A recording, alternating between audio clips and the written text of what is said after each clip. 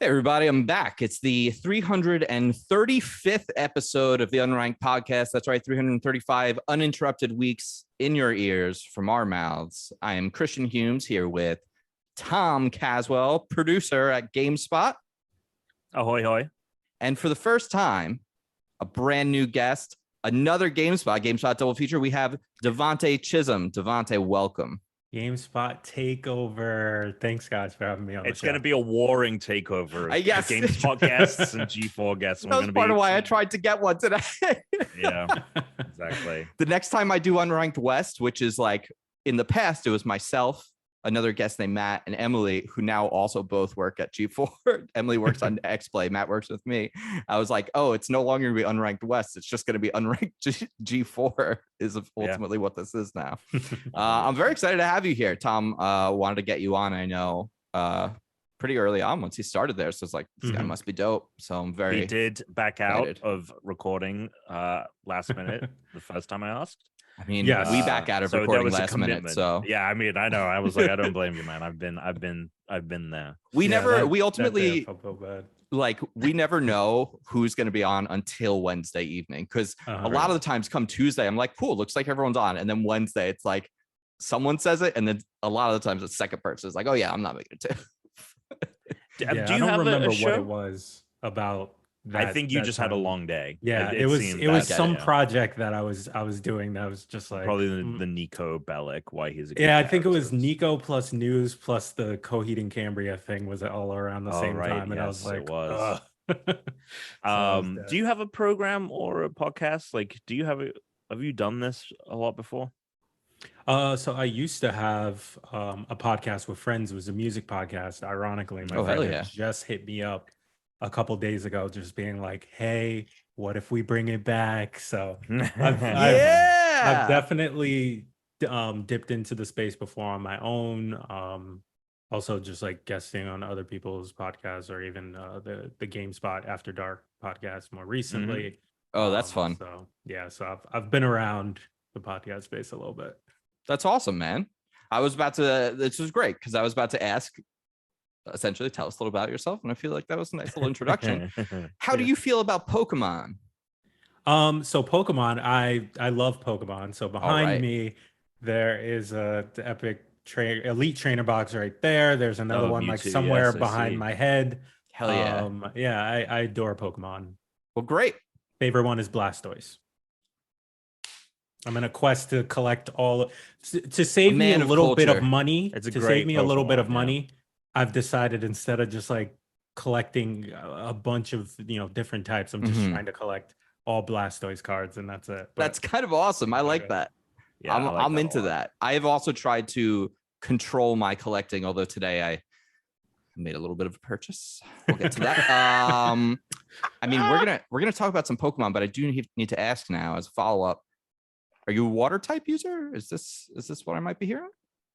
I'm a mix. I don't, there's times that like I am just a default, garbage fire user right out the gate. Oh, we love a garbage fire user. I go back and forth. This podcast is full of them.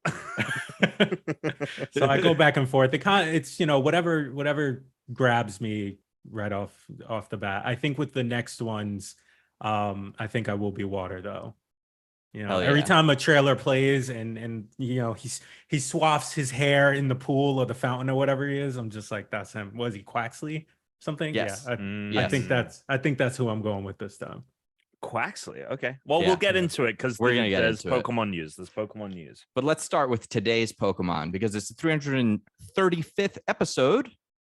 That means we're talking about the 335th Pokemon, which today is Zangoose, which I think Zangoose, pretty cool Pokemon. Anyone? I'm gonna send you a link, Devante. Yeah, to the bulbs. To Bulbapedia.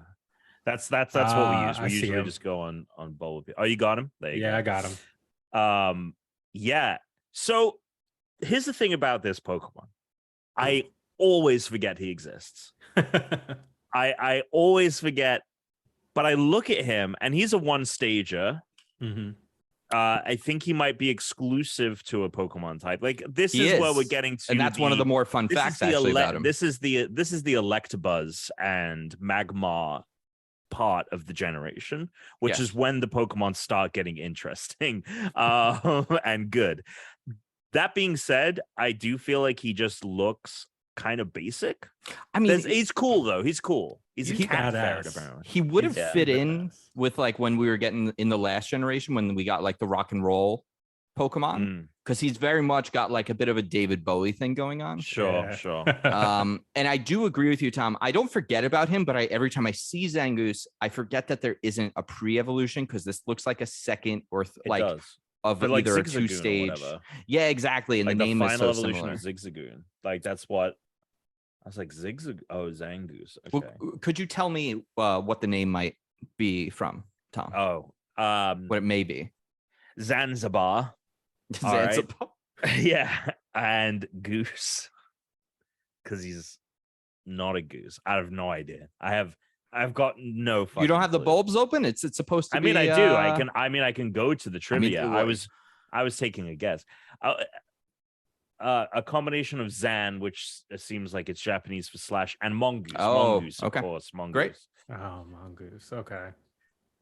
So Tom That's mentioned it, though. version exclusivity on this Pokemon.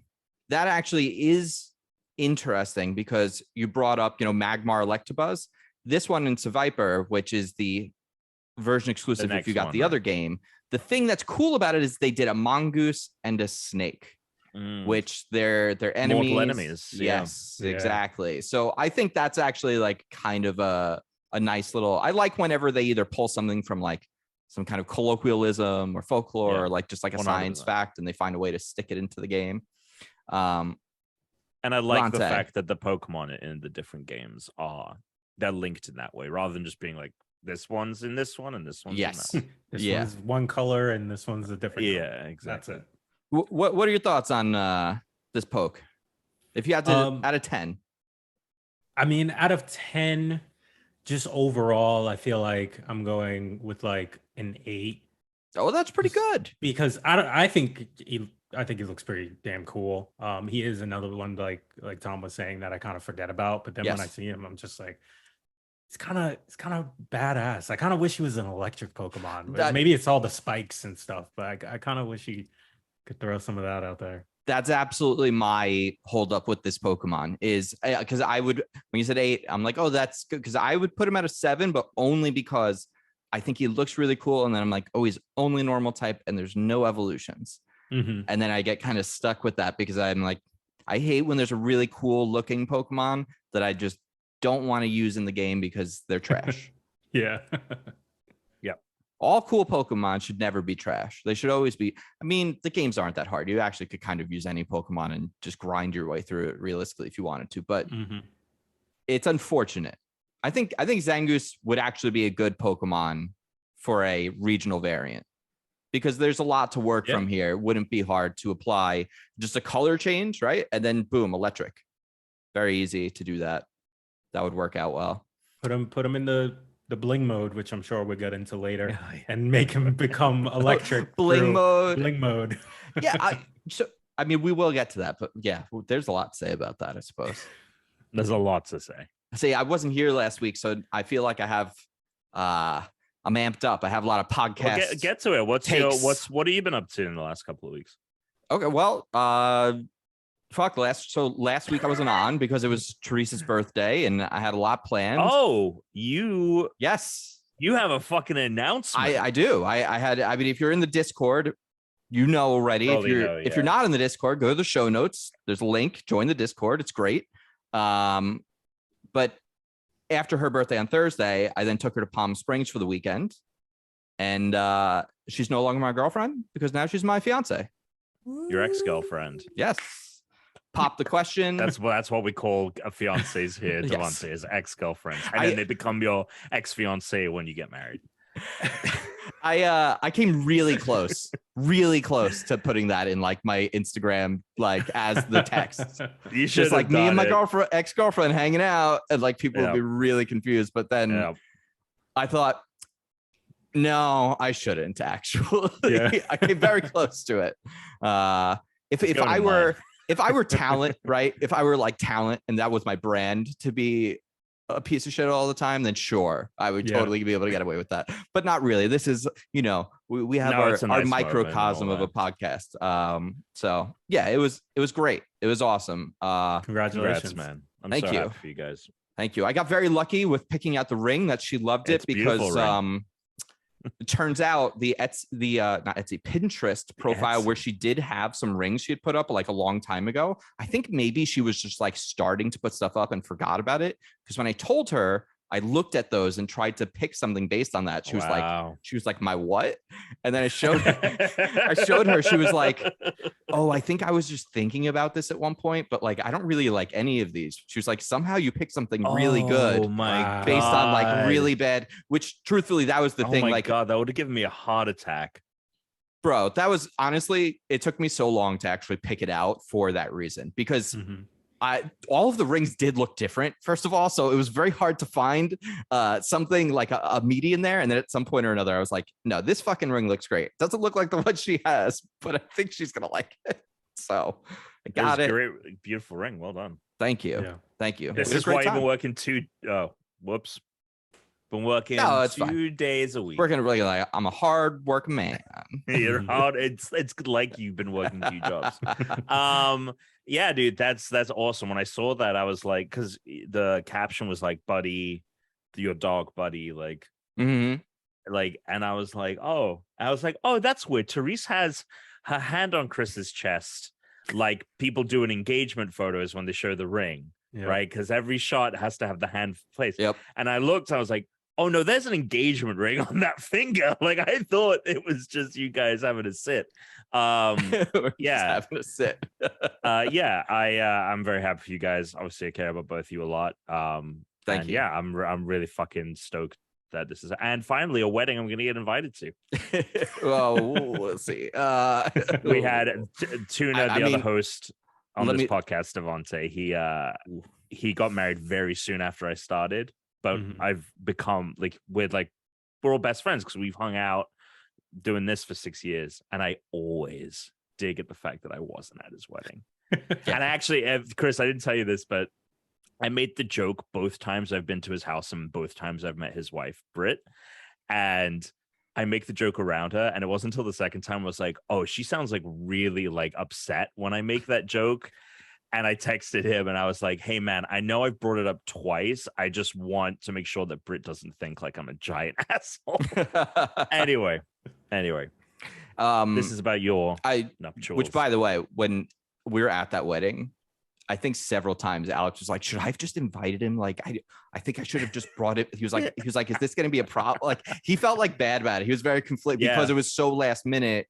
RSVPs had already gone out before he even knew who you were. Yeah, you had never even been on the podcast. It's just so funny. It's just so funny. I'm glad it all worked out. Yeah, so I did it. I did the thing. So, and it's the last thing I can say about it is like I thought the engagement ring was kind of just for her, but actually like every now and then I see it around her hand. I'm like, that's pretty sweet. That's what people say. That's what people say. I did. Yes. I'm like, that's mine. Hell yeah. Oh, yeah. I put that there. You're married, right, Devante? I am. So that you understand. If people are watching the video, I tend to not wear it in the house, my wedding ring, most of the time because I'm just that bad of a husband. But yeah, I am married. I sold it for that Turbo Man action figure you see in the background. What did you do for your ring? Did you do anything cool? I know everyone now is like, we got dinosaur bone, we got meteorite. Like, for my wedding ring? For your ring. It's no, it's just like a plain black classy band. Yeah, I didn't do it. I like the black ones. Yeah, I think the black ones are dope. I think they're cool. I know a lot of people, I think Alex even does this. A lot of people get the fake ones now so that they don't so they don't lose it or so they don't get degloved, because me like working at home video editor, I'm never worried about that. But yeah. I think my wife has a silicone one just because at her job, it could. Her wedding ring and stuff could slip off. So yeah, it's like you don't want to lose it. It's like so you just put it on and yeah, that's dope, man. Awesome. Tom, you're next. Yeah. I do. I'll tell you this. I'll be honest. I find myself thinking about the proposition more and more. You know Sure. what I mean? Like I catch myself thinking like, oh, next year's 5 years. Yeah. And like I'm 30 now. Yeah. Like sounds about right. You wait So much longer to be like me. Yeah, 100%. How much? I got a how long long- time until how that. long did you I wait? got like another 4 years. It'll be 5.5 years, basically. Okay, see, I've got you both beat. Me and my wife, we were dating like 10 years before I finally proposed. So But it was a while. you're in your early 30s, right? Yeah, I just turned 30 this year. Okay, so Okay, you so met yeah, that's when very you were different, though. 20. That's Yeah, different, yeah. though. Yeah. Both of us met our partners like in our late 20s, Okay. our late 20s. So Yeah. I think it's both been It's a little more of a different for like that, it's yeah. a little bit more serious from the jump. I'm not to say that your Mhm. relationship wasn't, but Mm. I mean, at the age of 20, like that was like so many girlfriends ago. Like for me, Tom. Oh my not god. so many.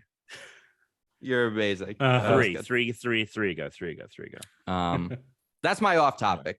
So I do have some game stuff I want to talk about. Obviously, this is a gaming podcast, but I want to hear, Devante, what are you getting up to? What's going on? Yeah, what have you been up to? Man? How's Coheed in Cambria? I mean, the album is pretty great. But in terms of like that the interview I did with them was still that's still like a weird thing for me because like I got into my previous job was at hollywoodlife.com, which is kind of like TMZ. So I was reporting Sure. on celebs a lot and doing interviews with them. So with that job, I would have expected a DM from a band, but to get Coheed being like, "Hey, we want to do something with GameSpot," was like, okay, weird. Someone there but must be a very fun. fan. Yeah. The lead singer actually like plays a lot of video games and Oh, stuff. hell yeah. So that was fun to like be able to talk to him about his favorite games and things like that and get that whole interview done and up on the site. But yeah, it was odd. But I'm down for any other bands that may want to do something with not Hollywood Life, with GameSpot. Hit me up. Nice. Hell yeah. But other than that, my days are pretty simple. It's a lot of game stuff as well, I feel like. So Yeah. nothing too much for the off topic section. What have you been playing? Me, this week it's been a lot of Bear and Breakfast. Oh yeah, new indie. Nice. Yeah.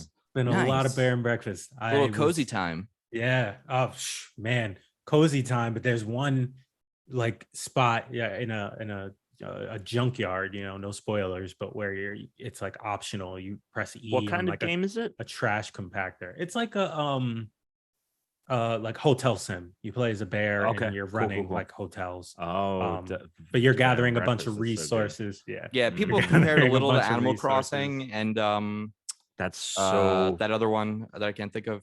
That's Well, really like interesting. Stardew, right? Yeah, Stardew. Yeah. That's really interesting because I mean, I don't know. I'm just gonna say it. Like I'm playing Cult of the Lamb, which is coming out next week. Mhm. And this is public knowledge, but like it's kind of a similar thing. There's a lot of like management, like sim management. Yeah, in it. I was surprised. So at it's how weird that much that's coming there out is. right after this. Mm. Yeah, but at least that's there's cool. there's more of an evil side and Yeah, it feels like there's a little Cult bit of like the Lamb. tonally. I think they're for kind of a different audience. Tonally, well, you'd be surprised. Let me just say this: you'll be surprised when Sure. if you end up playing it. But If you're into like management sims, you might like both games. But I think a lot of people are like, "Oh, Bear and Breakfast, I can play this like game and not feel anxious." Oh yeah. That's for sure. Like I said, It's a there's- stress relief game. There's just one line where he's just kind of like, "Oh, this is a great spot to hide a body." And I was just like, "Whoa, I thought this was a cozy game. Hank, calm down. Like you're not supposed to be trying to hide bodies in this game. Wrong game." But yeah, it's definitely more of a like relaxing game to play. The soundtrack is beautiful. The art is pretty cool. If I had one thing that I would want to change about the game is I kind of wish you could fast forward. Yeah. They did just put out a patch to where you can go to sleep earlier in the game, like 9 p.m. game time instead of like after. But at least midnight, it's which game time, right? It's moves not. it. This isn't. Yeah. Okay. But I would Good. still like to like hit kind of fast forward so that I could get the new wave of guests into my motel and then keep moving and stuff like that. But I've been having a blast. Or even just like a Song of Time kind of a Just like, let me just jump 6 hours. Yeah. Sort of a thing. Nice. Yep. Oh, hell yeah. That's a game that I think Therese would really like to play. She was obsessed with Animal Crossing for a long time. But she's not going to be touching the Switch anytime soon because I am all over it right now, Tom. So I haven't played an RPG in a very long time, let alone a JRPG in a long time. And Matt has been playing Live Alive, and Gio posted about how Live Alive reminds him just narratively of Eternal Darkness, not in the theme, but in the way that you're playing as all these different like character vignettes. Each one has its own story. And it sounds like, I don't know about the end, but it sounds like there is some sort of interconnectedness at some point. But each character, it's like an anthology, which is very interesting because usually when you're playing a JRPG, it's like you get your character and you grind them up and you level them up to become this ultra powerful thing. But in this, it's like, no, actually you play through a story and then you just start as a completely different character in a totally different time, like a totally different setting. And I was like, oh, this sounds great. Then Matt was like, it's only 20 hours. And I was like, great, because part of the reasons I like Persona, really stylish looking game, always wanted to play it, very long game. So it's like kind of staying away from it. And I wanted to play something new. So I pulled out my Switch last night, went to the eShop, and I downloaded Xenoblade 3 because for some reason I saw Xenoblade 3 on the store. I went to fucking get Live Alive. I don't know why. Fuck? I don't know what happened. Holy shit. And I only tell you all of that preface because I opened the Switch with the intention of buying Live Alive, saw Xenoblade was out, and was like, I'm gonna play some fucking Xenoblade. I've never played a Xenoblade before. Dude, I can't. I'm very excited because I've played quite a bit of Xenoblade as well. I cannot believe that because when you said you don't go near JRPGs at all. I don't go near them, but like, I don't have time right now. You go near them less than I do, and I already don't go near them very much. So when you said that, I was like, oh, it has to be Live Alive. Like that's totally a Chris. Like, and I intended on getting that game entirely. Okay, so you've been playing Xenoblade. So what are your thoughts on Xenoblade? So I think I've only put a few hours into it. So I got through the tutorial area. And so the first thing that hit me was I instantly had like a minute of like slight regret because I realized like as I started playing like oh, this is gonna be a really long game. Yes. And I realized that like as the story is going and I'm like, fuck, there's gonna be so many cutscenes and dialogues in this game. What am I doing? But I was like, no, pay attention so that you care about the game. And then like, so I started watching the game. I mean, other than aesthetically it looking like it, a Switch game, just like very muddy terrains, environments, like not great texture wise. I'm fucking everywhere. Yeah, dude. I'm in. I like the the way that the attacks are all kind of stamina, like time based, like it's not turn based. I like having a squad. It's like I'm kind of just playing as one person, but I can sort of manage my team. I want to get clothes for them and shit. I want to dress everybody up. So I got through the whole tutorial zone. I did a little bit of grinding in there too because I was just curious. Have you met the other characters, the other half? So I got to the next, like, I can't, what's the name of it? Something 9. Like the first Colony 9. Colony 9. I wanted to say like Cloud 9. I'm like, obviously that's wrong. Colony 9. I got there. I did like all the talking to everybody, went to all the shops, like probably picked up some side quests and stuff. And now I've set out on my mission, but I've only done a little bit. So it sounds like I haven't gotten quite up to what you did, but that tutorial was like in your team an hour and a half alone. There's Noah, right? The lead guy. I have 4 people on my team. Ponytail. Oh yeah, but there's only 3 that have 3. Combat. Yes. Yeah, dude. The opening of Xenoblade, like what I love about the game. So I've done the first 2 chapters, and I would be playing more if like I'm playing, Cult of the Lamb and a couple of other things for review. I would definitely be playing more. Each chapter feels like its own movie, where like I feel like chapter 1 when you get to the end is like, oh, like it kind of ends at like the end of Fellowship of the Ring. Oh hell yeah! Where now, it's like now you're getting me hyped up. And then chapter 2 and the ending of chapter 2, I was like, how is this not the end of the game? It's such an epic moment that you're like, how could they possibly, like, where can this go? And goes in interesting places. So far, like it's felt kind of like I played the Fellowship. I'm playing the Two Towers. Like obviously, there's way more chapters than that. I think there's 7 though, and it's a long game, so they are meaty. Yeah, but they feel complete in their own way. They feel like there's been substantial story progression, and the world is just so cool, and the designs of everything is just I like so the enemies. awesome. All the enemy designs have been, kind of cool. Like, of course, like at this point, no one's reinventing the horse. You know, no one's making a new wheel. Like everything in the game is something that you kind of have seen, but it does have its own take on it. Like it has its own unique design language, so that it feels like they all fit together, even though some of them feel like things that you could be seeing taken out of like very different, thematically, like either like a science fiction looking monster or a fantasy thing, or some kind of like folklore, like, but they've managed a way to make it all blend together, especially considering like the weapons, I understand they're like magical, but they also look like high tech. So it's a very cool balance. I like the aesthetic of the game. The blend of fantasy and sci-fi is something that I'm always a sucker for, but they do it so well, where it is like, everything is like kind of ancient in a way, but also it's mechanical. That's why I've been enjoying Final Fantasy 14 so much, is because it's that blend of sci-fi and traditional fantasy. Yeah, man, Xenoblade, and I'm so excited that it's caught you, because the same thing happened to me. Like I started it and I was like, what the am I doing? Oh my god! Are you kidding me? Like any of the other ones either? No. So, and I'll tell you this, Devante. I was like, I'm liking this so much. I know that it's not necessarily interconnected, but there are common elements and things. Yeah. Let me go watch a 30-minute explainer. Halfway through, I turned it off. Yeah. I was like, this is inscrutable. Matt told me they're very self-contained, as much as there is an interconnected thing. They're very self-contained. I was like, is Shulk in this? He's like, probably not.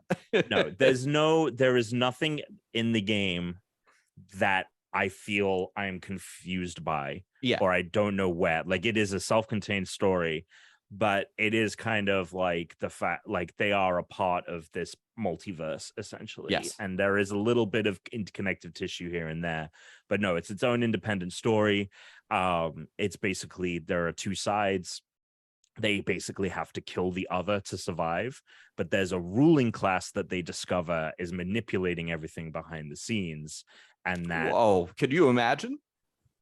Right, and that's why the story is so good, is because like they take it and they root it in this, which is such a familiar concept and something that we're living with, and it is this kind of sci-fi nature. It's the most repeatable human thing that's ever happened throughout all of human history. Is a handful of people attain power and just squeeze everyone for everything that there is. And the way that it introduces the story, like it flashes back to their childhood often, because they're raised from birth, and they're not born, they're bred. They live 10 years as a soldier and then they die, and the kind of the thing you fight for is making it through the 10 years, so that you like have a peaceful like death. Otherwise you die in battle. And it keeps like flashing back to their past, which usually pisses me off about JRPGs. I'm like, just tell the linear story. But like, it's important because like it flashes back to their childhood, and there's a character in their childhood who is not in the present day that you're playing. And you're like curious, you're like, well, what happened to them? And you get glimpses of it, and you're like, oh, and you're like slowly, it's such a compelling world and such a compelling story. I'm a little like this on the combat because I'm not inherently. It's not deep from what I can tell. I mean, it gets way more involved. Interesting. And I'm very early on. It gets way more involved, especially when you meet the other half of the team. Is it obviously I don't want to stay on this too long, especially like we have Devante here. If you aren't playing this, are you playing this game? Have you played this game? No, I don't want to have a guest here listening to someone talk to me about a game I just started. You know, while you gotta. It's like it's fine, because now I'm looking at it like, wow, maybe I should try it. Like it's my first in a while, and I'm sucked in. I'm glad so far. Like I got over the hump of that same thing you said, Tom, about regret of like, what have I done? But I'm glad. I do have a question now that you've told me the combat gets tougher though. doesn't get tougher. It just gets way more involved. But is it going to be too involved for me to still like watch a TV show while I'm playing on my Switch? Not like a Better Call Saul where I have to pay attention, but like but a background show. Oh no, like if I throw The Office on or whatever. No. Oh no, God no! Not during the regular battles. And I would say even like the more involved like story battles and stuff like that. Yeah. No, but and I've been playing it like you, but I'll tell you this: I got to the battle at the end of the chapter Helm's 2. Deep. I got to the battle of like seriously, dude. Like the end of chapter 2, I was like, this is how other games end. Tom, this like, is what is going on? You've guaranteed that I'm at least going to get to there now because I want to see this now. And I put it, Helm's Deep. Come on, that is a hell of a comparison. Of course, I don't expect it to meet that, but I'm curious now. It's not. It's monumental in terms of like storytelling and like in terms of like how awesome it is. Yeah, I mean you just get more teammates. You get another 3 teammates, like you're very close to that happening. And then am I gonna have like a gang with me? Like we're just gonna roll out like the whole game. The whole game you play with 6 people. Yo, that's awesome. Yeah, and I'm not gonna ruin who they are and stuff, but the way that their like attacks work is slightly different. And then you unlock the ability to swap classes. Great. So one person gets another, and like you can swap, and you're training in all of the different classes. So it gets a little bit more involved. But no, at no point do you have to like, at least to where I am, which again is very early on in the game. At no point did I feel like, I'm getting kind of overwhelmed. I just think that like, it's a little slow. Like but it anyway. Yeah. You're gonna enjoy the rest of it. I'm pumped. I'm pumped to play it. I'm glad I started it. I can't believe it. I really cannot. I'm gonna go to a GameSpot. I knew I was gonna do it. I was trying to stop it before it happened. We were in an all hands meeting today, and there was someone on the Okay, I gotta be careful. It must happen all the time. But there was someone internally on the team who works at like higher ups, and they were talking about like games. They were talking about GameStop, and every time they had to refer to both, they were like GameStop. You have to. Man. It's too difficult. I think even if you've worked there for a decade, you're still gonna make the mistake. You're gonna make the opposite. Like you're gonna, I've only done it once. I'm pretty sure the only reason I got the job was because I didn't fuck it up in all of my interviews. I think that's how they decide. They just slowly they whittle people down. They're like, oh, he said GameStop, he's out. They're like pretending to take notes, but they're just doing this, and there's a checkbox as to whether or not you said it wrong at the moment. Like they're notating time. And they give you like leading questions to get you to say the names of the company. What's your favorite website? You caught us. And what you exactly. Man, Xenoblade, holy shit. I would definitely be playing more if it weren't for some other things I'm playing, and I really hope that I get a chance to go back to it and like really like play through it. I will say I don't think it's a TV Switch game. I think it like will Duct. I think it will look bad on the TV. It's fine, but it's as bad as every other, like it's as bad as us. Like it really is like that. It does have a little bit more going on visually, I think, because it's not like it's not as empty of a world, but it's a docked Switch thing, and it's that thing of like, man, like I just wish that I could be playing this on something else. I've heard so many people at work have the fucking Steam Deck, and mine is still like months and months away, and I just walk by them every day, and I'm like, I've got this like toy in my bag with my Switch. It's just what it feels like. It makes it I actually tweeted about this before, because I'm playing these indie games, and I'm like, that's what I want it for. These games can be played on Switch, like they're very well built for Switch, and you can have a great experience. But like the art design of these games is hampered by the visuals, because I'm playing these games on Steam Deck, and I'm like, especially with like Cult of the Lamb, it's like a 2D, like they're almost characters are cardboard cutouts. Everything in the world is kind of like a cardboard cutout, and like the color and texture that the Steam Deck is able to give me, like it just gives it such texture that like I know if I played it on the Switch, even on the OLED, which is a substantial improvement over the regular Switch, like even if I'm playing it on there, like I know that it's just not gonna pop like that. Yeah. And it's a bummer, and it sounds like we're not getting another update to the Switch in a long time. Anyway, in terms of playing, I mean, there's stuff that I'm not talking about till next week. The only other thing other than Xenoblade was Final Fantasy 14. Very close to finishing that. Apparently, one of our listeners, Sparks, says possible? I'm only sorry, Realm Reborn, the first campaign, which is good because like that is the weakest part of the story because they had to make it in like 2 years. Everything else like they built for and stuff. So I'm through the worst part of the game, which was fine, and I'm getting into some like really good stuff. Like there's some real good shit happening right now. But yeah, I'm apparently very close to beating Realm Reborn. And I've been doing that on stream, and then I'm jumping into Heaven's Ward, which is the first expansion and one of the best ones out of the 4. So yeah, but other than that, was playing Xenoblade. I haven't checked out the new Mario Kart tracks. Those just came out. Oh, right. That's right. So me and Brooke will be playing those tomorrow. I love that we're getting 2 full courses every time. Like that's like a hearty drop. Yeah, that is awesome. I mean, they're doubling the size of the game. And there's a new course, and like there's a brand new course. Like yes, they even it's just so funny when they announced Mario Kart 8 Deluxe, they were like, obviously it was 5 years ago, so a lot has changed. Like I get it, you're a business. You didn't think that it would become this massive success. But like they said when they were releasing 8 Deluxe, they were like, this is it. There's no additional content. It's just this game. And then they were like, cool, we're making DLC. But everything in the DLC is old tracks that are being remastered.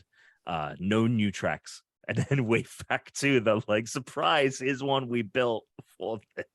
I had a dream this week, and I woke up, and it's because of what happened with Mario Kart. Like they're backpedaling, that they announced another character pack for Smash. Yeah. When I woke up and it was not real, I was so upset, Tom.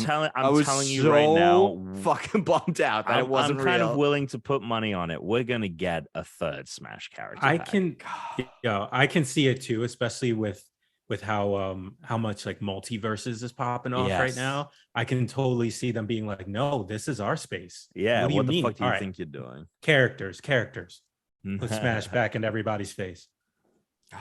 Multiversus, I'm having a good time with. Tom and I played over the weekend. I've played. I tell you, I dip into it because it's for a couple of matches because it's just so easy to just like play 5 minutes. Like, oh, I have 5 minutes to play something. Like, oh, I'm gonna play this. I know that like guest of the pod friend, and I saw him this weekend, Giovanni. He does not like it, and he was like pointing out all the ways in which like it's bad, and I was like, I believe that as someone who is like very into these, but like I am so dumb when it comes to these games that like I'm just like, smash characters together feel good, like I'm very caveman brain about it.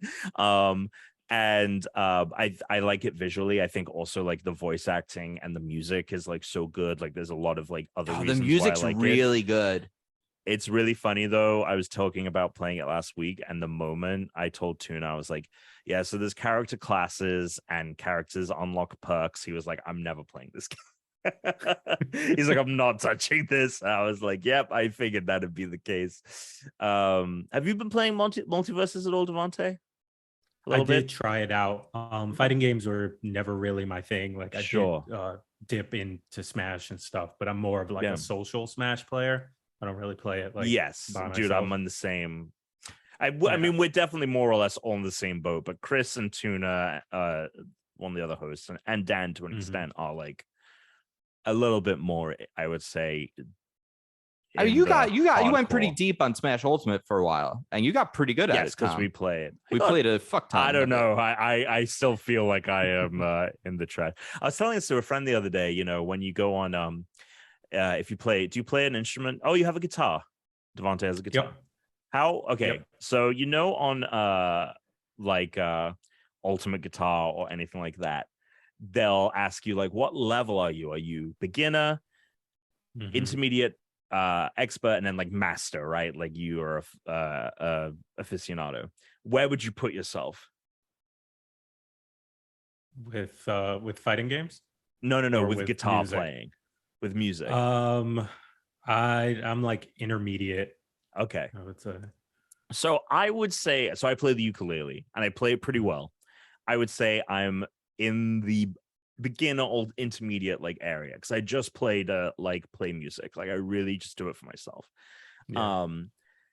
Gotta have that. But yeah, it's nice. I like it. I love it. I'm really happy that I never wanted a career in it because that sounds disastrous and like I heartbreaking. thought you said once during a power hour that you wanted to be like a pop star. When I was a kid, when I was like a child. Okay. When I thought that was like up to maybe like old. teen-ish. No. Okay, all right. It was up until the point where I saw The Matrix and I was like, I want to make movies. Yeah, it's like So you're at the I was, age like, where 8 everyone's years old. like, "What are you going to be?" And they're like, "I don't know, a fireman or a veterinarian." Because I can only think of like 5 jobs.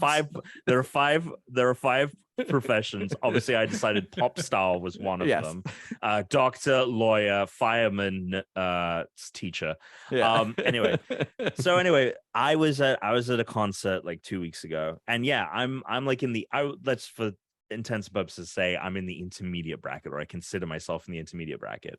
When I watched what these motherfuckers on stage were doing with their guitar, I was like, there are millions of steps between where I am and where those guys are. It is not a simple case of like I'm intermediate and they are expert. Like we may as well be another species. Like, are you kidding me with what people can do with an instrument?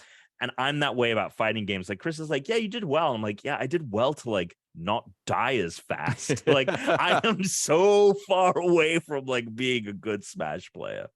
Anyway. Perfect example. But yeah, that Multiversus, pretty fun. I just don't really connect with the characters other than like say like Batman. But I still haven't even who I'm unlocked maining. him. He's like the guy that I've been playing a lot of. Devante. All the ones they give you right away are just kind of like I don't really care too much. But yeah, Devante, you got to watch Steven Universe. I've been told that for years, and I don't know why I haven't tried. I was told this for years, and then. What a gift. I found it during the pandemic, summer 2020, terrible time in history, great time for cozy cartoons like Steven Universe. Okay. Honestly, it is like, I think one of the best cartoons ever made now. And I was like, oh, I have been told to watch this for so many years and I never did. And now I wish I had just watched it years ago when like all of these people were still watching and I could have like been a part of it. And now I'm just kind of like, oh, I finally watched it. Like, you just watched Steven Universe? Yeah, in college, my I studied video production, and like the video department was right next to the animation department, and like so many of the animators were just like, "Yo, Steven Universe, like you gotta really watch it." And I was like, "I'll get to it. I'll get there," and I just never did. But yeah, I've always heard like great things. I have an infinite list of like backlog of like games, albums, books, movies, TV shows. So too much stuff it's on there. Yeah, there's too much shit. Yeah, way too much shit. Hell yeah. Tom, you want to move on to news? I would love to.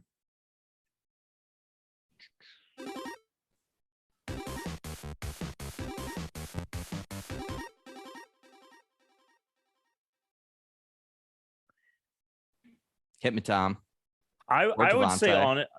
Yeah, Devante, what would you say has been the biggest story of the week?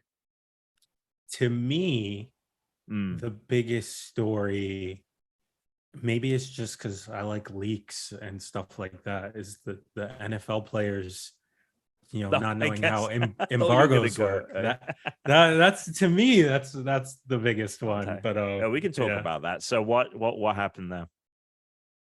So with that story, the LA Rams, players from the LA Rams were invited to we're invited to Are they bad? Are they bad? No, I'm in LA, so it was, Gotcha.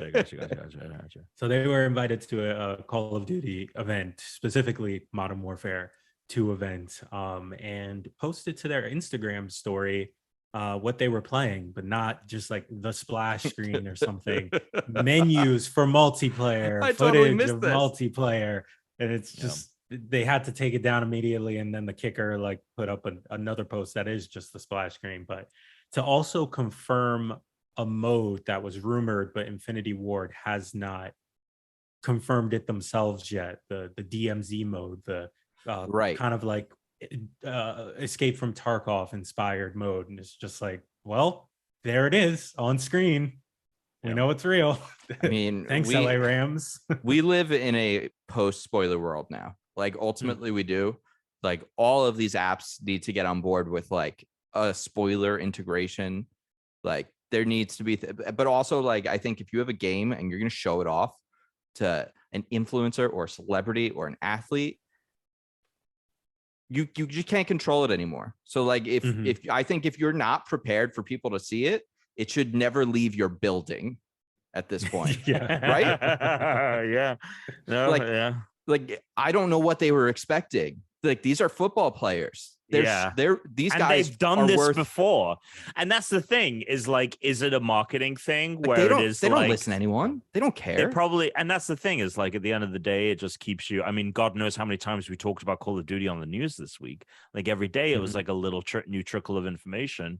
And because our listeners, a little inside baseball, like Call of Duty is a high performer traffic wise for us. Not that should be a surprise. Like we were like, well, we're going to report on whatever the Call of Duty news is today. And so like, if you're always in the news cycle, like at the end of the day, because I was thinking, I was like, what's funny to me is that like, we're like, oh my God, they leaked, like this football player leaked it. I'm like, that football player could have recorded his entire fucking session, posted, like he could have live streamed it to his Twitch, and they would have done nothing about it. Because as far as they're concerned, they're doing them a favor. Advertise. You don't 100%. bring an NFL team in to play a video game unless you're hoping they're going to show it to people. Because NFL players aren't there like they're being treated to this game. They're there for the same reason they go anywhere, which is to get eyeballs on whatever shit.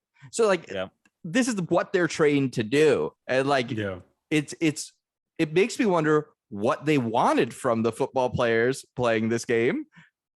I was wondering the same thing because like when you even look at like the footage and stuff like that and just think of times that, you know, like you've been to an event and have been to a gameplay demo, there's usually someone there around you. Well, I like wonder telling you what to do or something. So like, I also wonder if like this isn't necessarily like, I think I mean, I think there's definitely like an element of like, cool, if they like post it on their Instagram and stuff, great.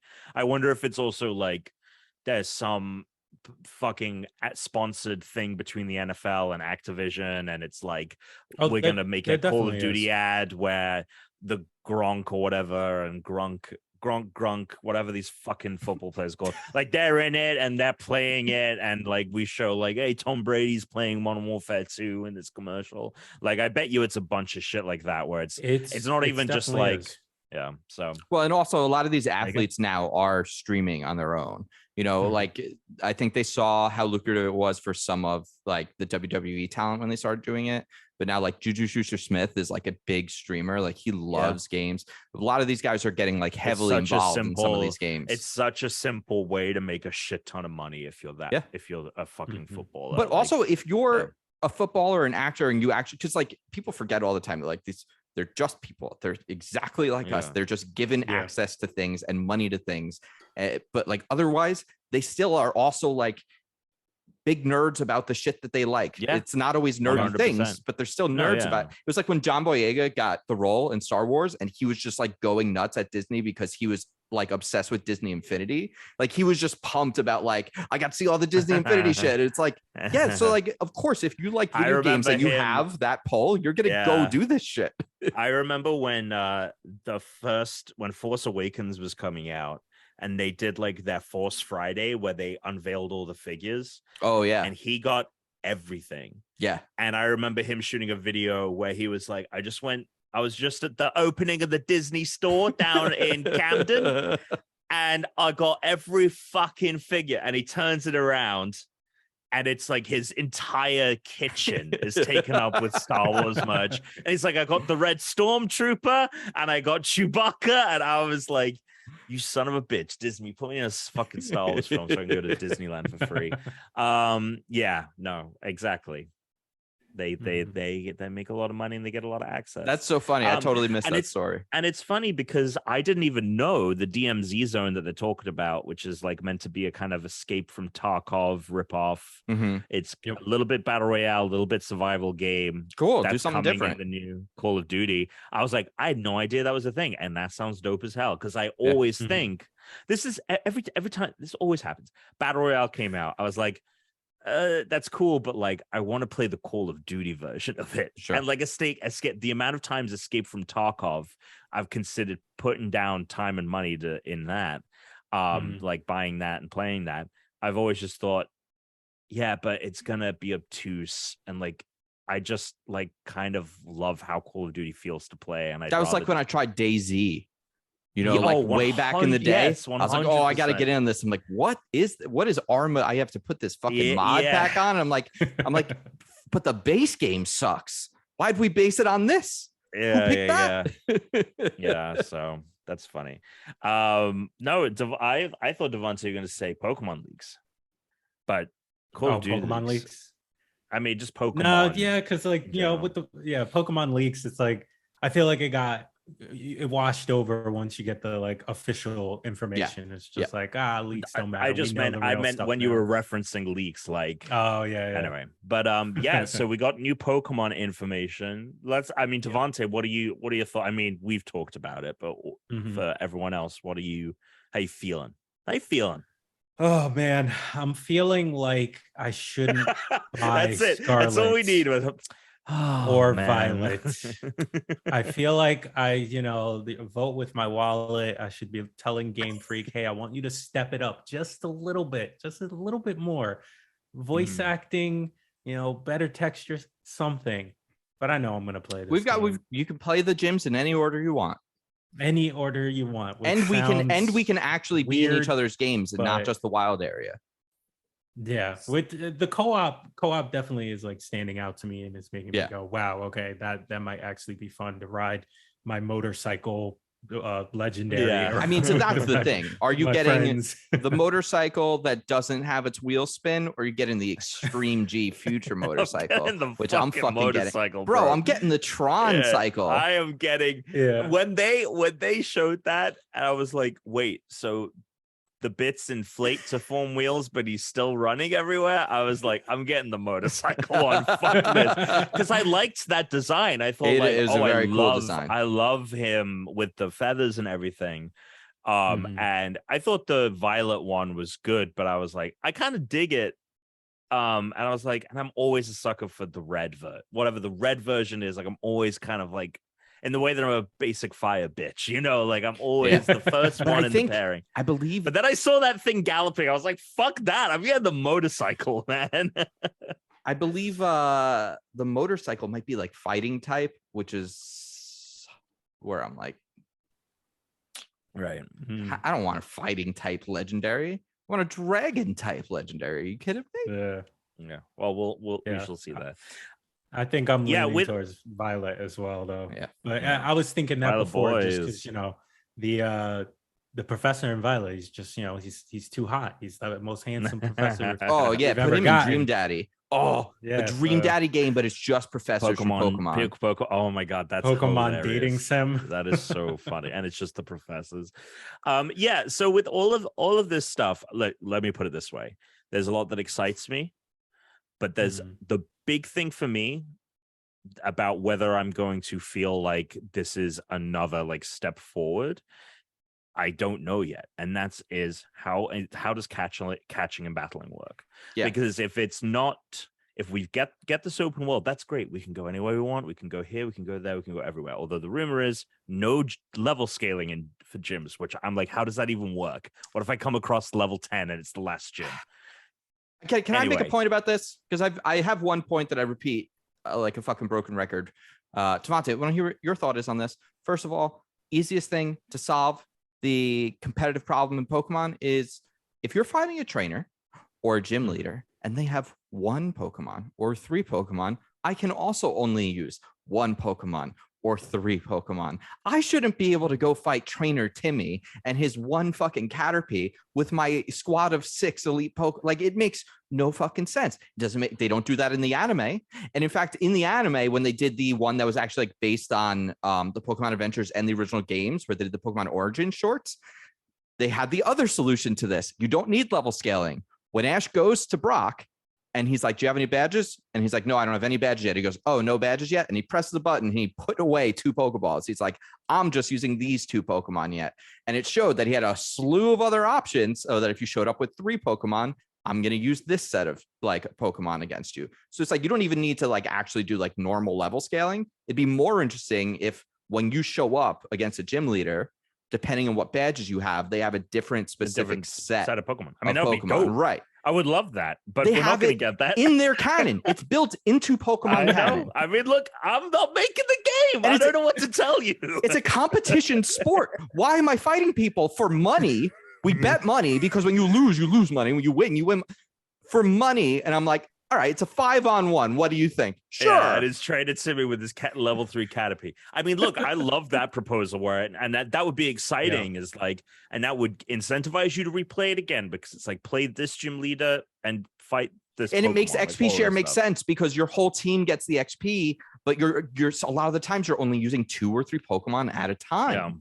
Yeah. So that's the thing. And then the other thing for me is the catching and the battling, because I love what Arceus did. I love the fact that you want to catch the bullshit Pokemon that you don't want to fight. Like, you just throw the Pokeball. It felt so good, so intuitive. And then also with the battling, like, the thing about Arceus is like, cool, we have this awesome new system. They're strong and agile types. Strong, it hits harder, but you get to do it less often. And agile is weaker, but you get to do it more often. Cool. But Arceus, very little battling with competitive other trainers. It was all predominantly just like Pokemon you encounter in the wild. Very few trainer battles. Great. We're getting a Gen 9, but we're probably not going to get this new interesting mix up to the battling. We don't know yet. And the battling, I'm upset because I feel like it's not going to be that. And to me, that is almost more important than the gyms being able to done in any order. Because if it feels like a regression in the moment to moment of the game, like to a game I just played, like in January, like, I don't know. We'll see. What do you think about Arceus, Devante? Because I felt like, yes, I agree with the catching system, but I felt like because that was the focus of Arceus, although the new battling mechanics were interesting, it felt so streamlined that it actually lost some of the, like, it felt like the less important part of the game to me, the battling in Arceus versus like the stealth and the catching. Oh, it totally is. So I feel like that system would need some real changes to come into the mainline game. Yeah, for me, Arceus was such a mixed bag, and I wanted to love it more, or even just like it more. But yeah, I do feel like the catching and the collecting and the filling out the Pokedex is definitely more of the focus. But bringing it over and being able to build upon it would make it feel like it wasn't like a waste of time. Yes, if they were to actually do something with it in this one. The other thing is with Arceus is like, I don't necessarily think it was like a perfect system, but like it was something different, and that was something very exciting. If they were to come out in Gen 9 and be like, okay, we're not doing the agile strong thing, but we are changing up the battling and we're doing it this way. Your attacks are on a cooldown. Do it that way. That to me is very exciting, and it's different. It's really I'm worried tough, that it's just going to be the regular. Don't think the battle systems are ever going to change in the mainline games unless sales really dip. And that is just because there's and two things. Like, you're onboarding a new generation of players every time, right? So like, you don't want to change the core game too much at once. So it's like, I think what we're going to see is we're going to get more of these games like Arceus where they do more experimental stuff, and it'll be 2 steps forward, 1 step back. We won't always get all of the new ideas in the experimental things, but the ones that they feel are safest and like that was a clear winner will come over to the new game, and then like they'll go take another stab at it. That's the hope. We don't know till we see whatever the next non-mainline Pokemon game is. I mean, you do make to take more space in between releases for that to work as well. Yep. I mean, it is an interesting point that you make about like the fact that like you can kind of go back, and if you like the formula of Pokemon, like you can go back and play Red, and it's not a very different game. And so there is a cohesiveness to the franchise that I think is part of why it is endearing. Yes. Which is like you cannot really say for almost any other video game franchise, especially something that's been around for 25 years. And Arceus did that so is something well. I haven't thought about. Like, and Arceus did do well. So they could have the incentive to go even farther with the experimental game, and maybe it'll just turn into a thing where you're like, all right, well, the mainline games are never going to be quite the thing I hope they are, but these side games are possibly going to be more geared towards what I'm wanting out of Pokemon. Yeah. And then they can split their base to like the people that like Pokemon was never supposed to be for, which are like these, much hardcore gamers. Because it's just like we never stopped playing Pokemon is ultimately what happened, right? Yeah. We all played it as kids, which the games still have to always work for. So that's like kind of the thing that's going to always strangle the mainline games. That's a good point. Yeah. But now there's a lot of adults with a lot of purchasing power who want a Pokemon game that feels built for them. Which is why we got Arceus, like for sure. Yeah. That's why we got that game. Yeah, 100%. I will say as well, like as much as I am disappointed, the fact that obviously I know I didn't think they would be. Megas are just not coming back, and I just need to make my peace with that.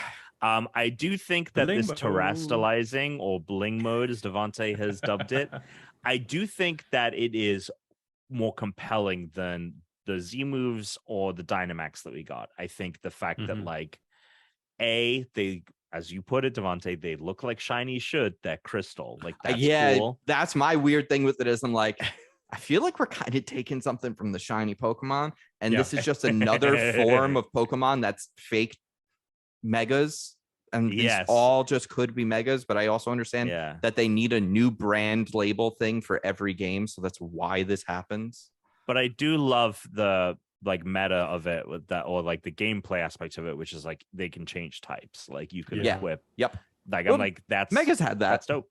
But but with this you can specify, right? Like, it's modular. I'm turning into Pikachu into a water type or a flying type or plug and play like Pikachu. Cool. Hell yeah. Yeah. I mean, that's cool. It reminds me of like the Tamagotchis and all that. And you'd have like a thing you could plug in and it would change, and like you could collect the thing to plug in. I don't even know if I'm like describing like a real product, but in my head, I was about to say I've never had one like that. Yeah, that's the only thing I had the Digimon Tamagotchis where like we could raise them and fight each other, but that was the most I've ever seen. I haven't seen anything beyond that. I don't know what I'm talking about, but maybe I've just made a new product idea. Yeah, I was gonna say I got the next $1 million idea. This is like the next what's the one with the hand crank that just came out? The Playdate. You just made the new Playdate. It's like, people can program their own black and white games and add modular features to their games. I'm just a modular fan. What else? I think the region looks cool. I think that I think the multiplayer, the only thing I'm still worried about with the multiplayer is the fact that like, remember when we tried to do Brilliant Diamond Nuzlocke, and the biggest hurdle so this is what we did, Devante. We were doing a Nuzlocke challenge on Brilliant Diamond Shining Pearl, and it was going to be after every gym. The two of us couldn't progress further until we fought each other, and we did that like 3 times.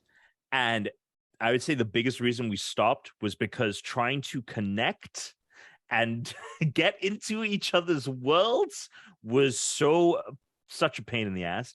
And that element is still present in that you have to go to this thing at the Pokemon Center and you have to do this. So I'm a little worried there, but I think it'll work connectivity better. Of like, I really hope just so. Because of but it was a pain in the ass in Sword and Shield too. Like trying to play with friends in Sword and Shield was a pain in the ass, and I know, and I'm glad that now it is. Why are they like still so afraid of the internet? They gotta like guess what? Bed shit. The most horrendous things. We get a 3,000 mile long link cable. It's like we just have that. Let's be real. We got no problem. Nintendo like fear of the internet needs to fucking go away, because at this point the most horrendous shit that's going to happen online when someone's playing one of their games is going to be when someone has a gamer moment on a Twitch stream. Like, that's what it's going to be.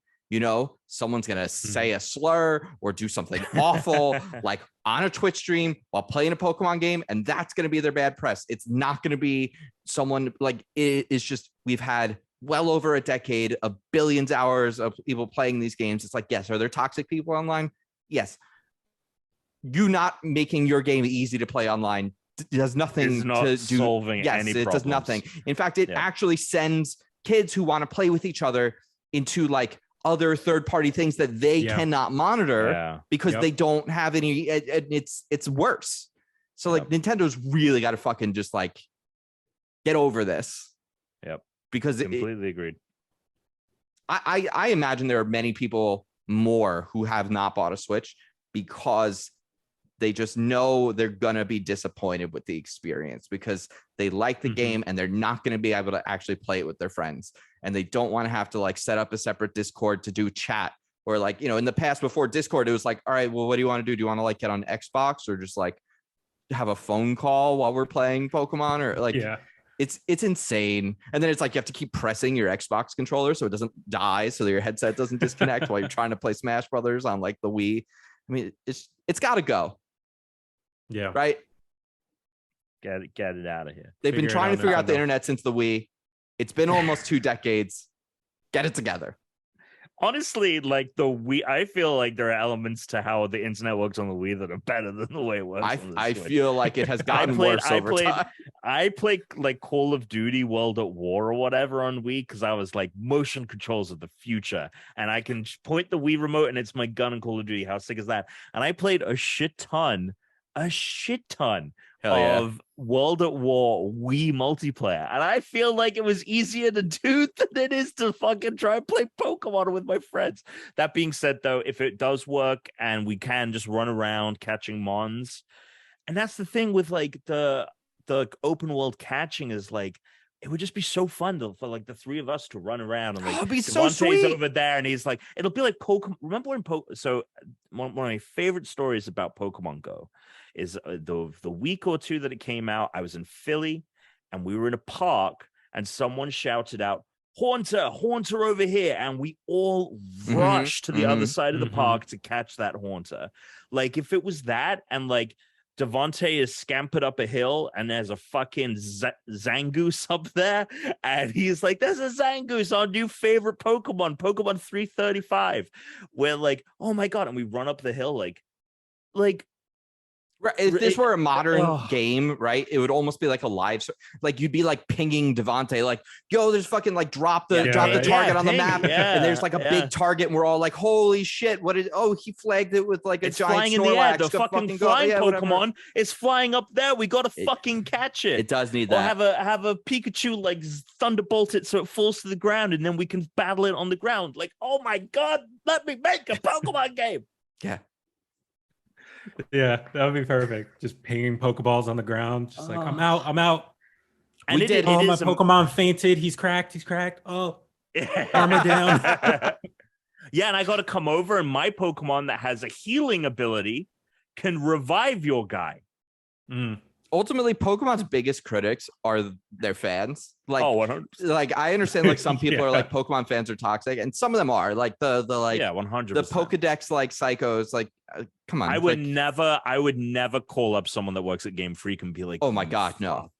Yeah, like you also shouldn't even go on Twitter and be like, what is wrong? But like at the same time, you can just point out the problem without like directly attacking them for doing 100%. A bad job. But like, man. It could be so much more. It could be so like it could be and that's the thing with me, Nintendo.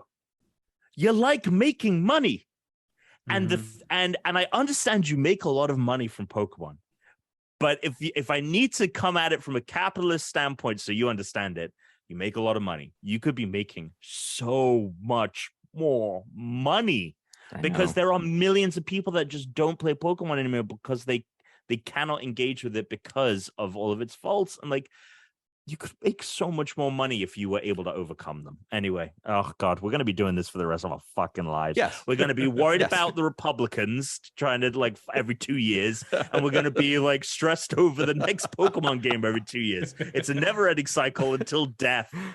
Yep. 80 years old, still complaining about 2032.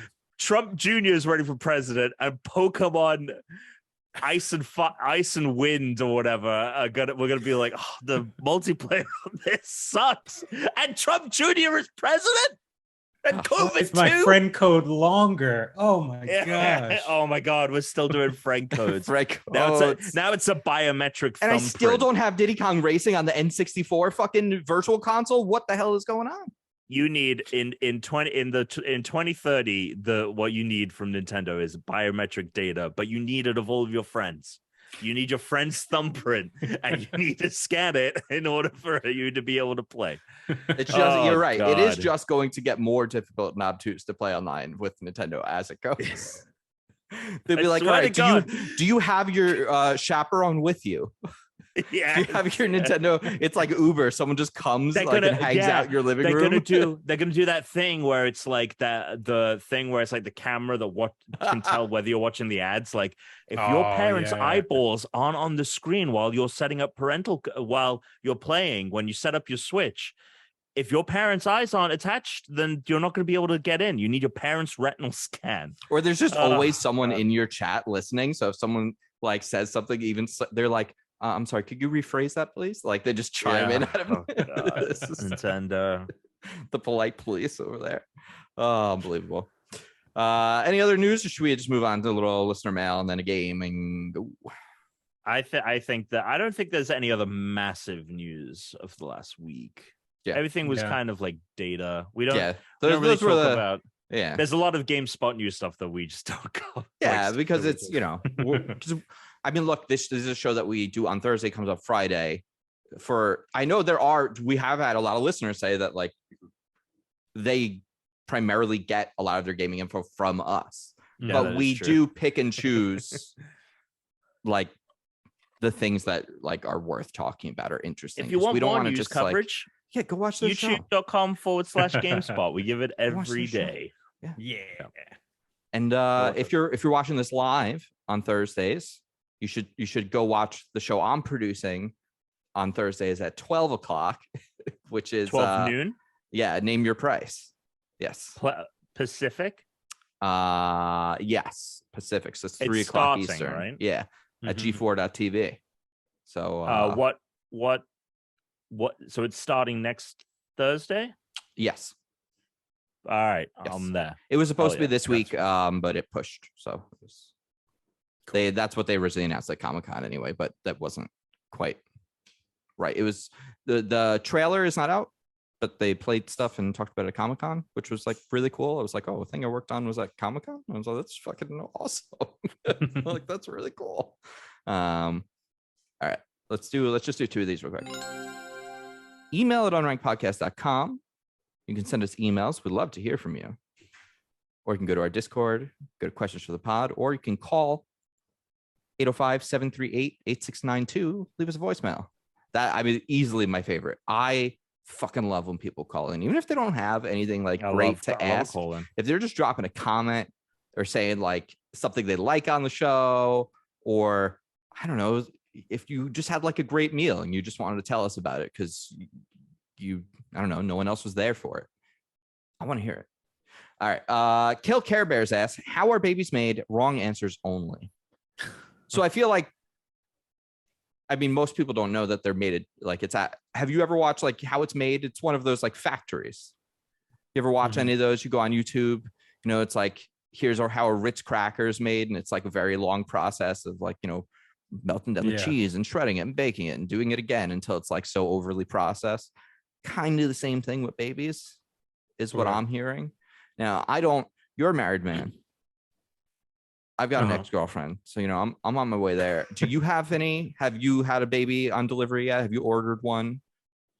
No, I haven't ordered one at all. I was still also kind of confused as to how it was made. I know there was something about like the shleem and putting it with the shlami, and it's kind of like the way a plumbus is made. If you've ever, yes. you know, if yeah, you yeah, know like about in The Sims. the plumbus, and but it's all a mess to me. I mean, viewers, listeners, I play video games all the time. I don't know how babies are made. I don't know where they come from. I went on a tour of the factory once, and the most confusing part for me was, you know, they do all the insides first, and then you got to stuff it. You got to stuff the baby in there, like in the baby sack. And it's sounds like, oh, so it's like Build-A-Bear, like Build-A-Bear workshop kind yes, of? it's like a Build-A-Bear. Okay. Like you go in, you're like, I'm gonna pick. It's almost like you're in like a leather tanning like factory. Like on one end, like you're picking like, oh, this is a nice like curtain set for my baby's skin. It's very, very soft and supple. I like this. This one has freckles. So why don't we let's get the freckles. Let's pull that one off. You pull it off. It's like a hanger, and then you bring it to the extruder where they just had all of, you know, the guts, the brains, all those things. And to make a really smart one, it's like extra expensive, right? You think? Oh, I that's like, it's like you're at Chipotle and you want avocado. They're like, it's gonna be more money. How much gray matter do you want? And, you know, you want him to be a decent human? Oh, yeah. That's gonna cost you. That's gonna cost you you an arm and a leg. It's like in an RPG when you're building a character and it's like different, like strength, dexterity, like all this stuff, and you're like, oh man, I could make the most like neutral, like unexceptional child ever, or I could make a child that is incredibly strong, but its intelligence and it's like all of these other stats, its dexterity is like below average. Like there's no nailing every category. He's dumb as a brick, but he sure is strong. That is how. And so Chris learned the factory, right? And I'm not saying that you're wrong, but the way I learned it is that every time a gamer makes a character in an RPG, a baby is born. Oh, this is a multiverse shit. Yeah. Just like in Doctor Strange, how they dream and it's a different universe, but it's like a simulation kind of thing. In a universe, if someone makes in a video game a character in a different universe, that person is so born. We're all in a simulation, but the simulation is like a multiverse kind of snake eating itself sort of a situation. The Sims is a universe that we are in control of, and there is a version of Earth. The Sims version of Earth is another universe's Sims game. Just keeps going on and on. Devante, are you watching the rehearsal with the Nathan Fielder? Oh my god! Because that man is just playing The Sims with real people. Is what this TV show. That's what this TV show is. It really is, dude. It is. This weekend, I did not know. I did not think. Do you know what the rehearsal is, Devante? No, I was about to ask. What is that even? Well, have you seen Nathan For You? Yes. Have you seen? Yes, I've seen that. Okay, so it's Nathan from Nathan spiritual For You. Success. It's the spiritual successor to that. The premise is Nathan is helping people who have something that they need to do, and he is basically recreating the environment that they're in, hiring actors to pretend to be like the person that they are. For example, in the first episode, person wants to tell someone on his trivia team that he does not actually have a master's degree. He's been lying to them for years. He doesn't have a master's degree. So they literally rebuild the bar that the trivia is going to happen in. And the guy for weeks is just rehearsing, telling this. Perfect replica. Like literally, not just the inside. It wasn't like a studio where they rebuilt the inside. They built the building in like a hangar. Do you know the Alligator Lounge in Brooklyn? You live in New York. Have you been to the Alligator Lounge? It's like a bar in Brooklyn, Williamsburg. You should go there now, Tom. Seriously, I mean, I've been there. I've already been there so many times. Yeah. No, that was the thing about the first episode is that when I worked at Gizmodo, we went there all the time. You get the token, you buy a drink, you get a token for the pizza, and they rebuilt it in a warehouse down the street from it, and it is like they took it and just put it in there, and you go inside, and it's everything some real psycho shit. Yeah. And this week, I didn't think that he could break the boundaries of reality further. In this week's episode, Devante, the guy that needs help is his brother has all of their grandfather's inheritance. Their grandfather just passed away. His brother has everything, all of this inheritance money that he is owed. This guy is owed, but the brother the brother's give like it the to executor, him. so he decides whether he actually gets it or not. Gotcha. And he isn't getting the money because he is worried that this guy's girlfriend is a gold digger and is just going to take the money and all this stuff. So they build like a Kentucky Fried Chicken, basically, where this conversation is going to go down, and they have him perform against an actor and have him like rehearse, like asking him, try to convince him that his girlfriend is not a gold digger. But Nathan takes it a step further, as he always does. And he was like, something we didn't account for when we did the trivia one is the feeling of being in that situation, that we rehearsed it over and over again. And ultimately it went well. But like when he was in the situation having to do it, it wasn't something he could account for. So they create another scenario that this person does not know is fake, in which the actor playing his brother asks him as himself, hey, after we've done the rehearsing, can you come help me like move my grandfather needs help moving a generator. Can you come? And creates a fake scenario in which now the actor's grandfather has now promised some inheritance money to this guy. And then the actor the next day, he doesn't figure this out at all. He doesn't know. He doesn't totally know that believes this is a fake scenario.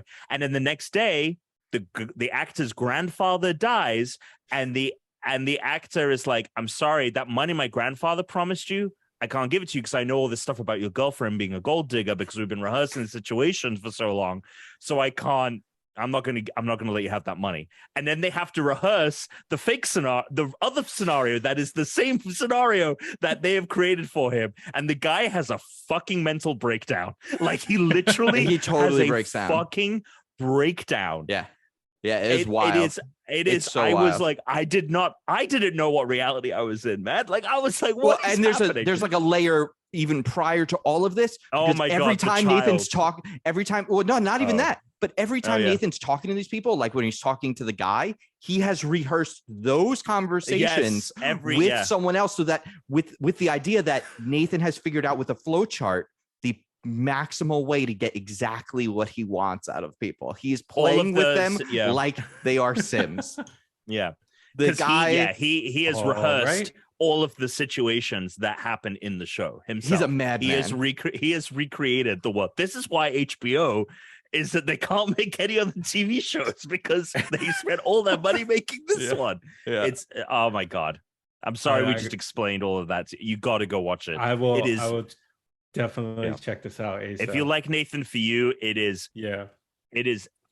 I think a leapfrog over what he was doing with that. It seems like the conceit of the show sounds like it was an idea for an episode that was like too big for the show to do. So then they just built a whole show around it. Yeah. Like that's what it feels like. All right, let's actually move on to a game, because just time wise. Yeah. All right, so today we're going to play Rate That Game. And Rate That Game, I'm going to give you a game. I've come up with a theme for the games. And you're going to tell me, I know this is GameSpot, not GameStop. You guys are GameSpot, but we are going to use IGN review scores, partially just because that's what we used to always use. So at this point, it's their point system. Okay.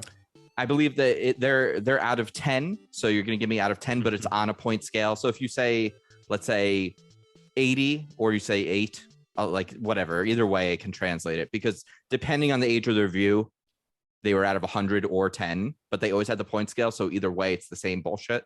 So kind of doesn't matter. I think more modern games, I think they switched to actually like a 20 point scale out of 10. So I think that it's like 0.5 sort of thing, but I don't know if I have any of those here, but I will tell you if that's the case before we do them. So I am playing Xenoblade 3, and I thought there's probably a good theme right there, Tom. So 10 today's games, of course, like I'm not going to do Xenoblade 3 because everyone's probably aware of what those scores are. Very happy with the 88 points I got on Fantasy Critic because it's on my draft team. But there are Xenoblade 1, Xenoblade 2. There's the Xenogears game. So there's plenty of games to go around. So all of these are Blade games. So of course we're going to open up with Mount and Blade for the PC is going to be our first game that we are going to be asking for the review for. It is called Mount and Blade for the PC. This came out in 2008. Tom, if you want to text it to me, and then we'll have Devante give the first let's answer. do that. I'll text. This is not Mount and Blade War or whatever, which was like a follow-up or DLC. This is just Mount and Blade. What was the scale for this? This was out of 10. Okay. Yeah. And it's full numbers, whole numbers, or half? It is on the 100.10 scale. Okay. I don't know what you call that, but no, 100 point. Yeah. Okay. And you just think yours once Tom lets me know. Once Tom sends me his, then I'll ask you guys. I've sent you. Oh, great. You want another minute on this? Do you know what? Have you heard of this game, Devante? Mountain Blade? No, I haven't. So here's a summary by IGN. Combining sophisticated, dynamic game world and intense medieval sword fighting action, Mountain Blade has you venturing through a world filled with daring enemies as well as friendly groups that will come to aid your needs.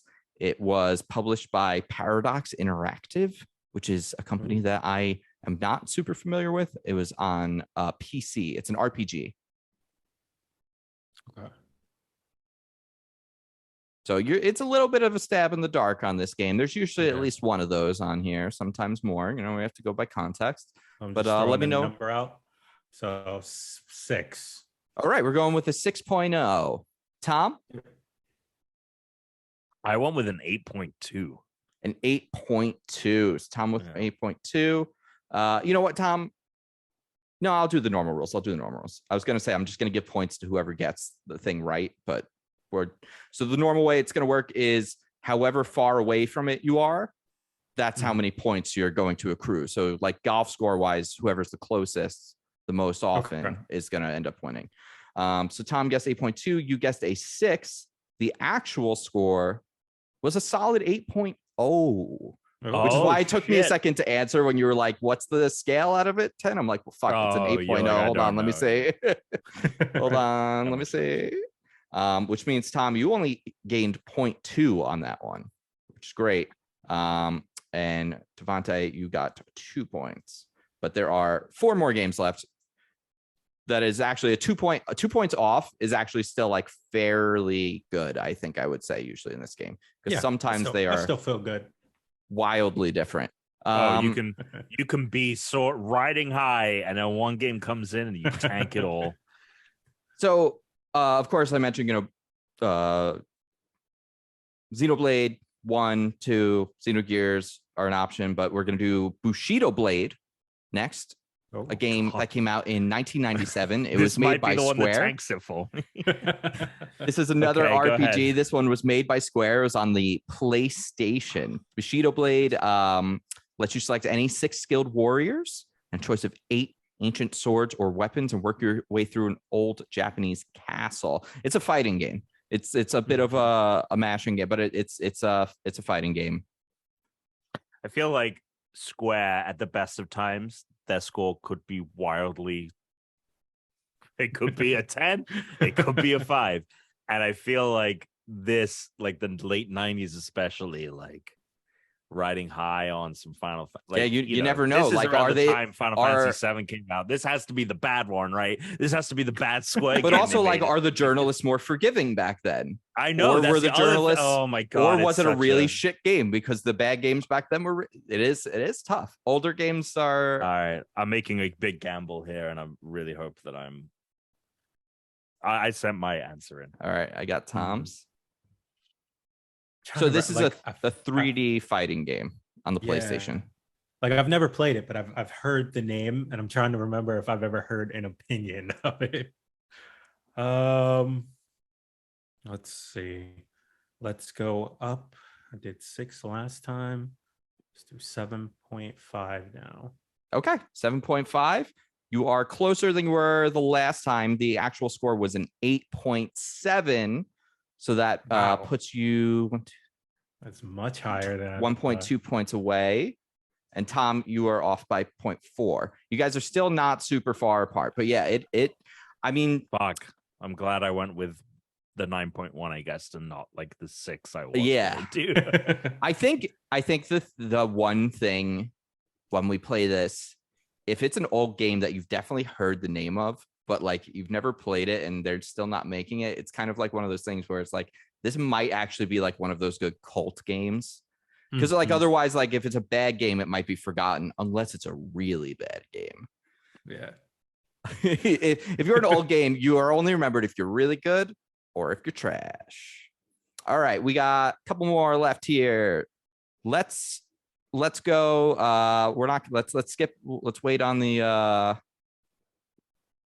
we could do, like I said, we could do the Xenoblades, but let's go with Blades of Steel on the NES or on the Wii or Switch, or I don't know if it was on the Wii U, but virtual consoles you could play, which this review was done from the Wii virtual console. Okay. So just so you know, this was because obviously IGN wasn't making NES reviews because there wasn't an internet when this game came out in 1988. Not anything like Blades of Steel. Yes, it's a hockey game on the NES.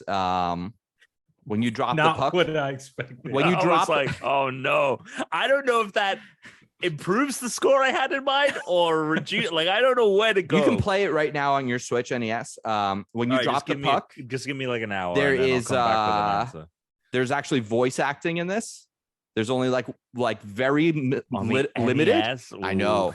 I don't know about very that limited, one. but they drop the puck and they go face off with like the very like fucked up sounding 8-bit kind of sound. This is made by Konami. Oh God, there's just a lot of factors here. I have sent my answer in. All right, I see your answer. Okay, Devante, are you ready to guess? Yep. Very early hockey game. People not re-reviewing it, but viewing it for the first time on the Wii. In a Wii Sports world. For the NES. For the NES. They weren't told like this is a Wii game. It was an NES. They knew it was an NES game.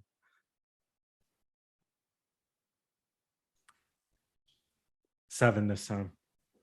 7.0? Yeah. Tom, care to say what you guessed? Oh. Also a 7. Yes, you both guessed a 7. Very close. Very close, the two of you. It was a 7.5. Wow.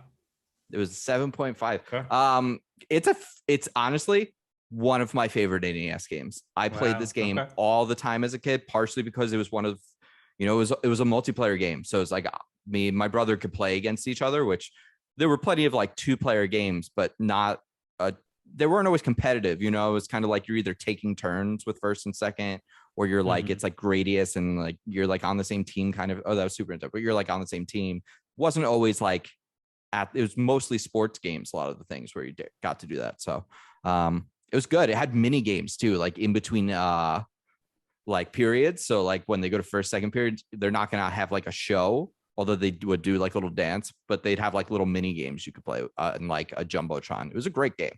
Was there actual teams in it too, or? Yes.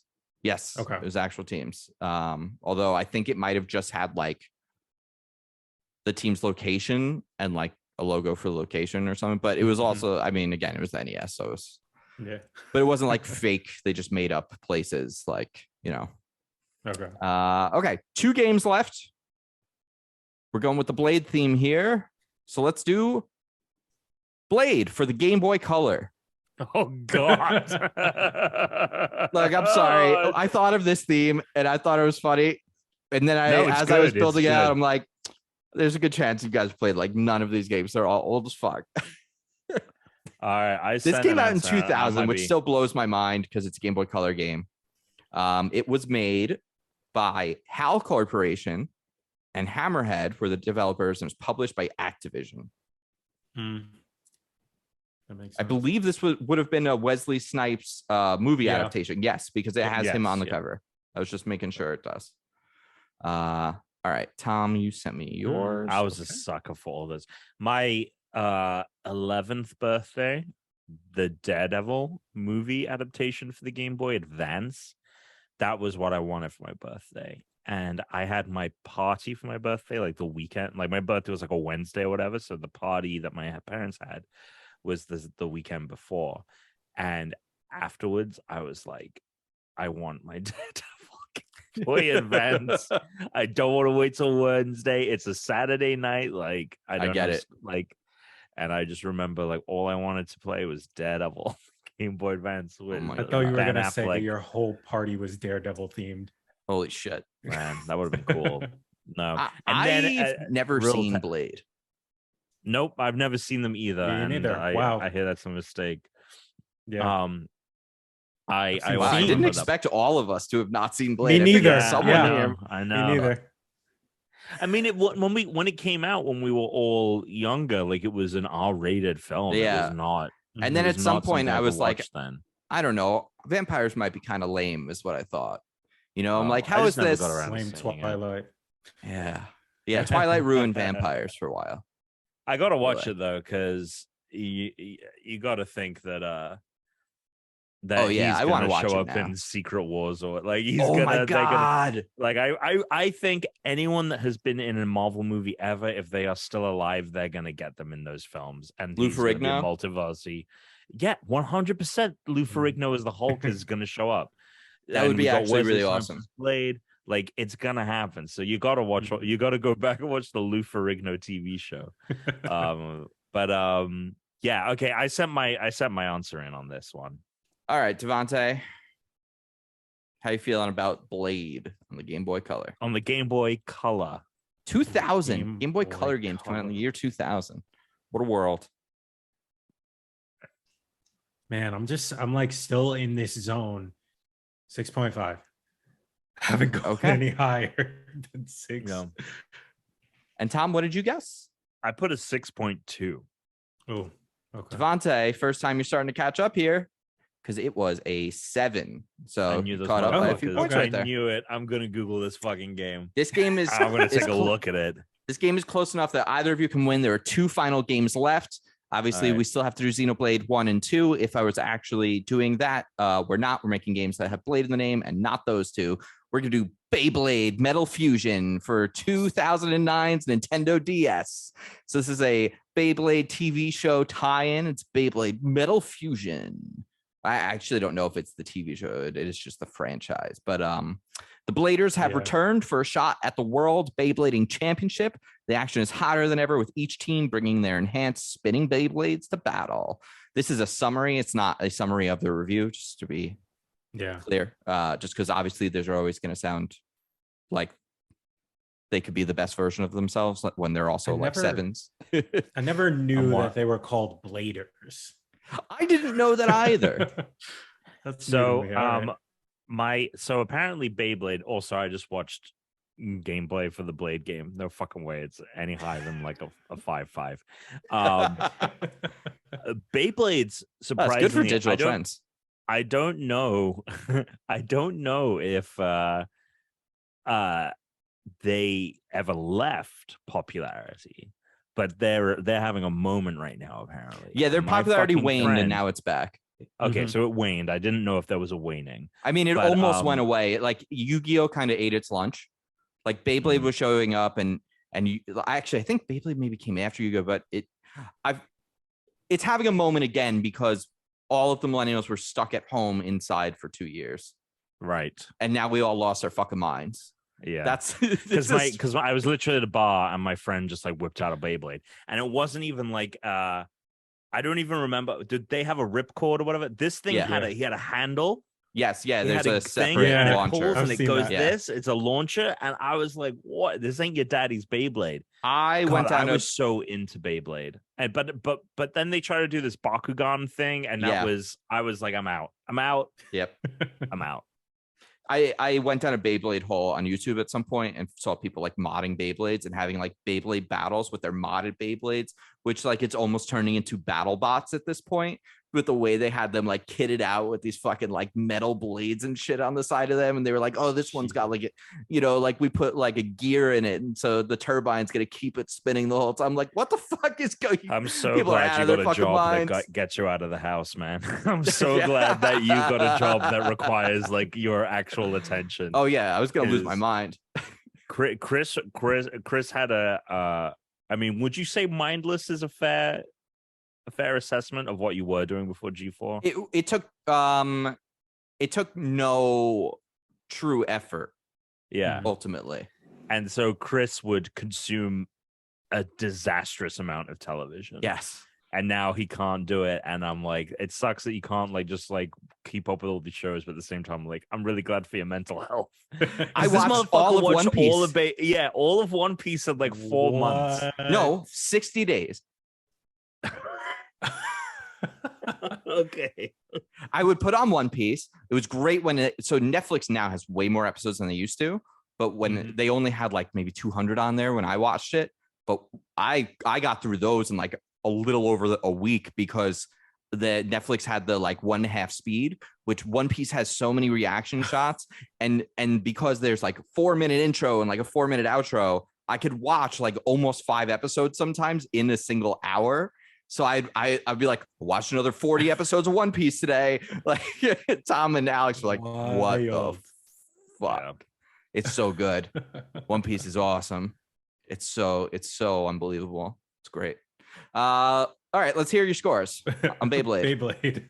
Oh yeah, I forgot. What was it for again? For the Nintendo DS. Oh, it was also on the Wii, but the review is for the DS. So that's okay. Oh, how long to beat? 9 hours for story and side missions. Not bad.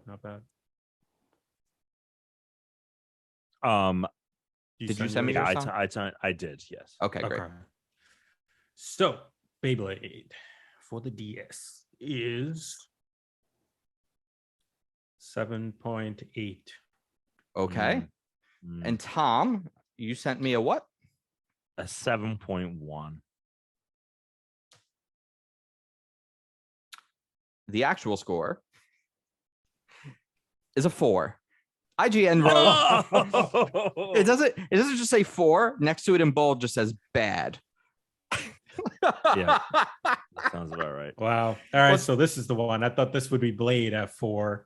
Yeah, but I went higher anyway. Yeah, you got boned on this one, but let's just do the last one anyway because it's Infinity Blade for the iPhone. Infinity Blade 2 is the last game that we're doing. Okay. Everyone here, are you aware of Infinity Blade? It was the 100% Epic Games. Yep. Great. Yeah, so then we can just a shit ton of that. You let me know when you're ready for your score guess, and then I will. Do you remember that there was, and you would remember, Chris, because it came out around the time we were both working at the store together. The demo that Epic put out that was like it was like, we're making a game. Yes. And I walked around that stupid little town 100 times. I walked around that town a million times. I could not believe the graphical The DS is potential. dead, man. I couldn't believe it. I mean, it was a very impressive demo. This is the second game, not the first, just for you to. Okay. Oh, this is Infinity Blade 2. Infinity Blade 2. Oof. They made all right third one. They did. They made. I never played the third one. I don't think I played any of them beyond 1. What a time! 2. I didn't know about 3 though. Yeah, but I think by that point, I think that was not even that long ago. Like it was 2017. Yeah, Infinity Blade 2 came out on 2011. Oh, okay. So, Infinity Blade 3 came out 2013. Okay, shit. I thought it was. That's almost a decade ago now. Yeah. Wow. Okay. Are you ready for your guess, Devante? Yes. All right. Let's hear it. 8. 8.0. Okay. And Tom? I guessed an 8.8. And the final score for the game is a 10 out of 10. It was listed as a masterpiece. Wow. Infinity Blade 2, a 10 out of 10. Right up there with God of War and Breath of the Wild and Ocarina of Time and Super Mario Galaxy. Like, wow. What are we doing? What a time. are we doing, IGN? Who wrote this? Justin Infinity Davis? Blade 2. Come on. 10 out of 10. I do actually remember it being much better than the first, because I think the first game was like, it was like 4 fights, I think. And in the second one, they added in like items and like checkpoints because they made it a little bit more of like a Souls-like, I think. God, this was a fucking era for gaming, man. It was man. Fucking Angry Birds was still the shit. It was a hell of a time.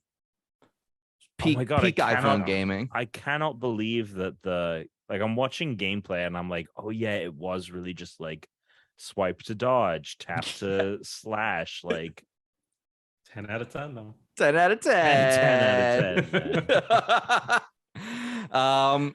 All right. Well, Devante, we've reached the end of our show. The scores final, not that bad. So you got a total of 10 points that off, and Tom got a 6.2. So Tom does take it, but I mean, you're less than 4 points off from Tom, which I will say the first time any of us play this game, we always ended up with very, very high off scores. So you did, I think, very well. Thank you. Please share with folks at home where they can watch you. If you got like socials you want to plug, or your GameSpot, not GameStop show, whatever you want. Yeah, sure. So over on any social media network, Devante Chisolm, you can find me there. Follow me, comment, tweet at me, whatever you want. I'm going to do it right now. And then GameSpot, I'm hosting news every other week along with Tom, making features and all that other stuff. And hey, I might pop up on the TikTok and stuff whenever he. Hell yeah! So he is on there. We're the Unranked podcast. Say Unranked. Oh, Tom, did you tell him? Did you tell him what to say? Did I tell him what to say? Oh, this is his Devante. moment. You have to say "suck it." I okay. You have to say. All right. Okay. You can say it now. The show doesn't end till when. Yeah, when. Just 3, 2, we end 1. Suck it. There you go.